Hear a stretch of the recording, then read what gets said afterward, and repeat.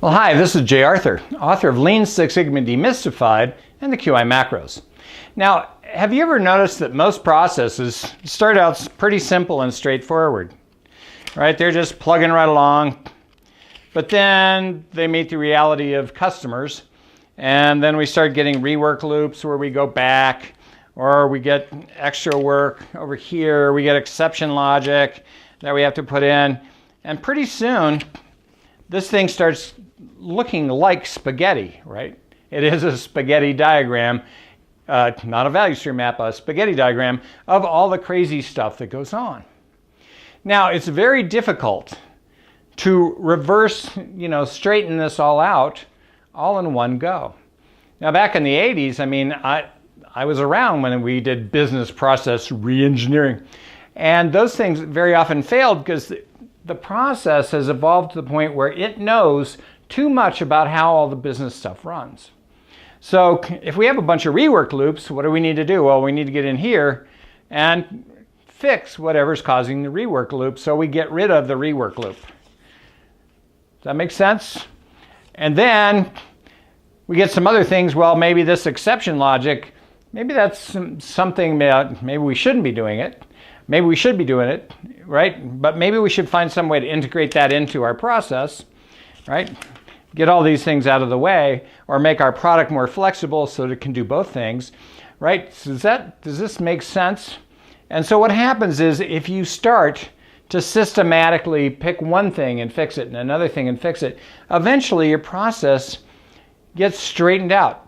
I call it simplify and streamline. So it's a little 5S, it's a little value stream spaghetti diagram, but we're slowly getting all the weak links out of here.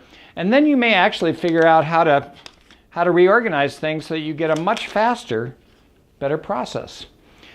That's what I call process innovation, right? Now we can try and redo the whole process from scratch, which almost never works, right? There's an old Murphy's Law that says, if you try and build a complex system from scratch, it'll never work, and you have to go back and start with a simple system that works.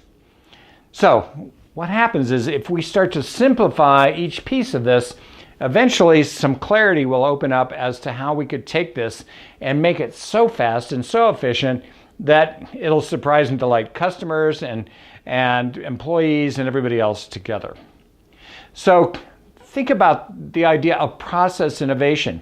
And if we get better at agile iteration of these things, we could do this more quickly, right? Because I can tell you when I was at the phone company, we had systems that were so complex and had so many things.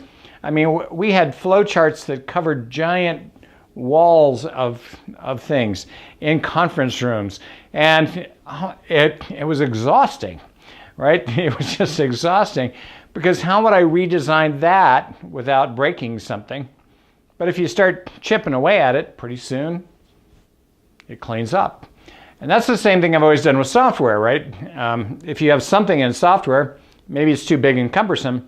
Well, how do I start to pull out the reusable pieces so we can make it reusable? And as you pull out more and more reusable pieces, you get smarter about how the nuts and bolts of it all work. And pretty soon you get something that's much more maintainable and manageable and defect-free and things of that nature. This is a very efficient way to go about getting to a very fast and efficient process. But it requires you to chunk it down into small pieces. That's agile, right? Chunk it down into small pieces. Simplify, streamline, optimize, simplify, streamline, optimize, until you end up with a process that's wicked fast and solves your customer's problem easily and effortlessly. I'm Jay Arthur. That's my improvement insight for this week. Go do some process innovation.